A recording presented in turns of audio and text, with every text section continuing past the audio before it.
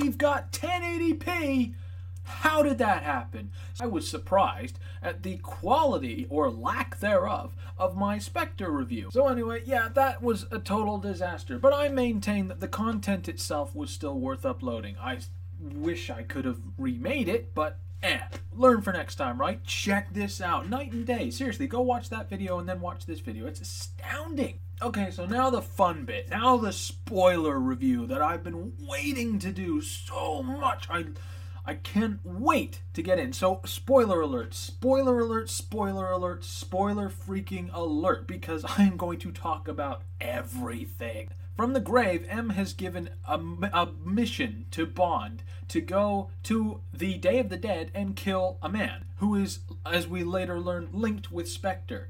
Wow, when he actually knocks this guy down, the whole building falls on him, Bond that is, and it's hilarious. He falls down this chute of rubble, and you're thinking, okay, something's got to happen or he's going to die from fall damage. He lands on a freaking discarded couch.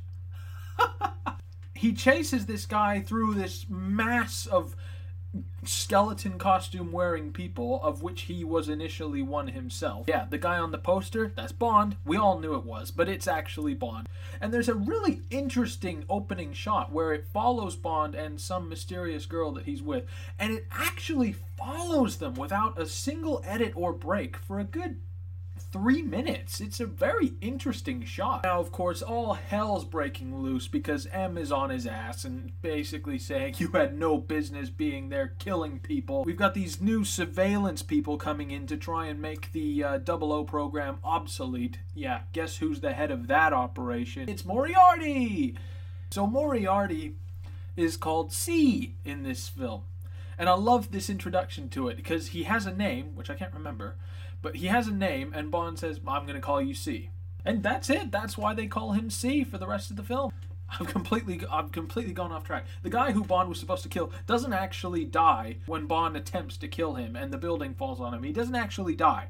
He gets pursued by Bond through the crowds and ultimately tries to escape on a helicopter. Bond actually gets onto the helicopter with him, and the two of them have a good old bout of fisticuffs, and ultimately Sakara, I think his name is Sakara.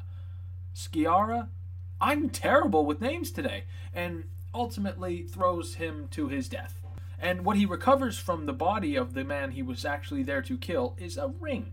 A familiar ring. A Spectre ring. So Moneypenny goes to talk to James and says, like, they're talking about how you're finished, but I think you've got a secret. You know, that thing from the trailer? But the secret is not what you think it is. The secret is that Bond has been instructed by M, a video sent post-mortem to him, instructed to kill the man and to attend his funeral. So he goes to attend the funeral, and Monica Bellucci, at 51, is the widow of the man that he killed. So what it turns out is the people of Spectre are actually going to kill her because she was a loose end. So they try to have her killed. Naturally, Bond steps in, kills them, flirts with her, shacks up with her, promises her safety in exchange for information, and here we go. So, using the ring that he recovered, Bond attends the meeting in Sakara. Oh, it's going to drive me nuts. In place of the dead guy, there's just basically Spectre. All gathered in this massive room around this massive table talking about how they're going to continue their operations. And they're talking about how the Pale King is this mysterious figure that is going to have to be killed. Franz Obenhauser, who is of course played by Christoph Waltz, is sort of the ringleader. He's the head of Spectre. He created all of Spectre. And he sits down as they're trying to discuss their goings on, and there's a really tense moment where they're all just staring. And it's just a very quiet, very atmospheric scene where he's just sort of kept in the shadows. Don't let me interrupt you.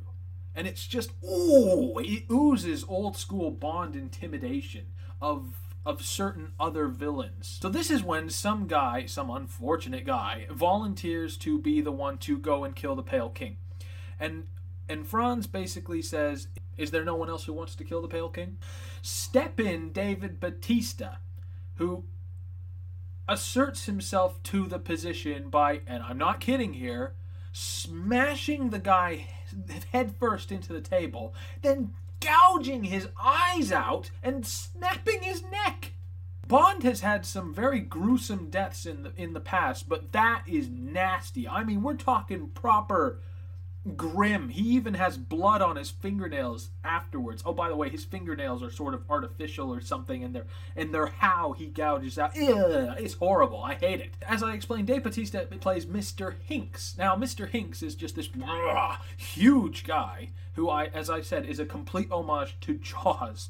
And in every sense of the word, he's a big guy, strong, intimidating, and his method of killing people is to gouge out their eyes.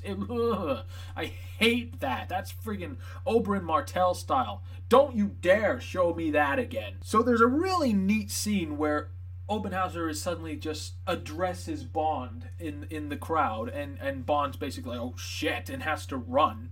But he recognizes Obenhauser before he runs. He doesn't have this realization in front of us. That comes later.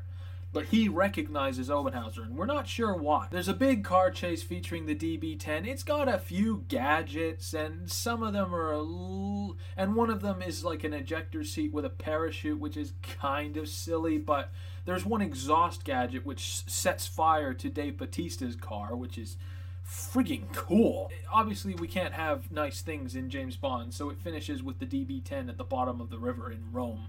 Oh yeah, the meeting takes place in Rome. I forgot that bit. You're gonna have to bear with me. I saw the film on Sunday. I'm going completely by memory here. Completely by memory. So before he actually attended that meeting, Bond was injected with, and I'm not kidding here, tracker blood by Q. So that it was like microchips in his bloodstream so that they could track him.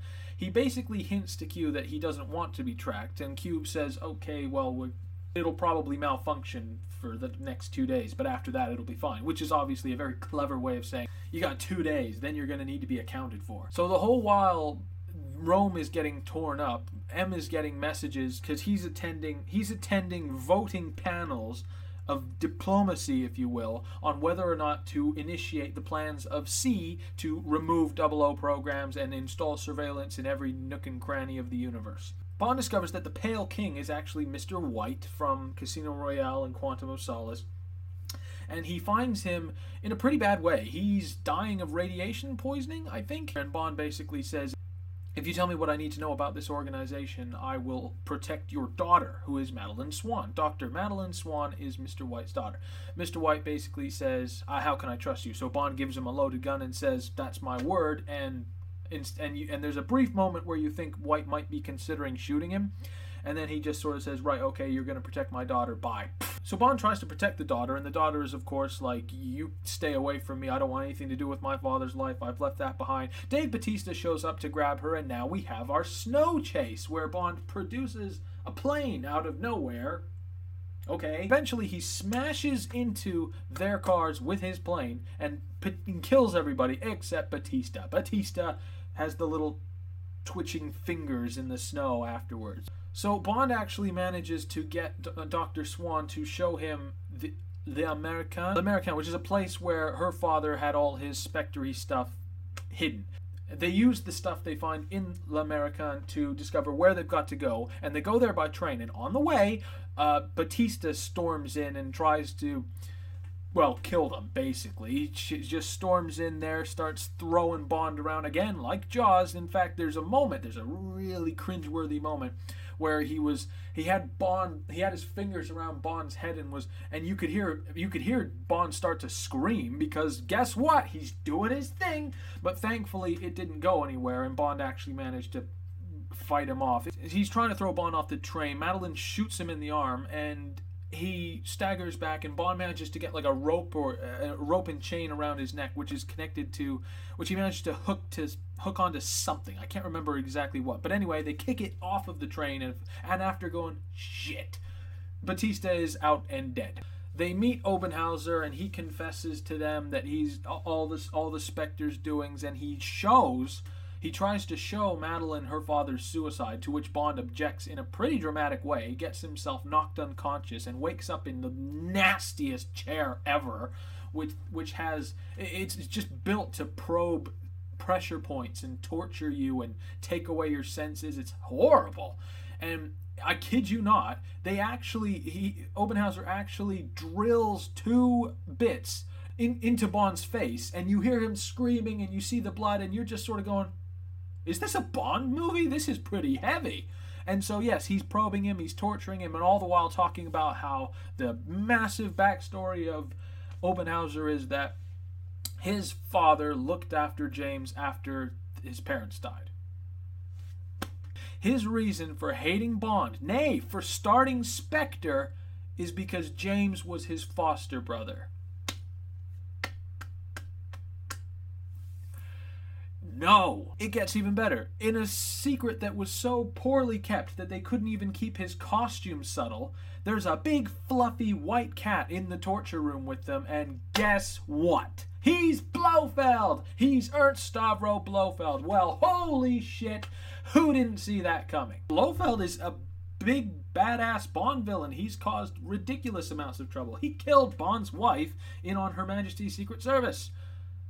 Ouch, that's heavy. Well, no, I don't think he did. I think Irma Bunt did, but he was there. He was driving the car. He's a bastard. He reveals that he killed his father because of the relationship that he had with James. I mean, is that tacked on or what? So anyway, as he's about to drive 2 drills into Bond's eyes and everyone in the cinema is flinching, Bond manages to get, not even kidding now, an explosive watch off his wrist, get Madeline to throw it under the operating chair that Blofeld is sitting at.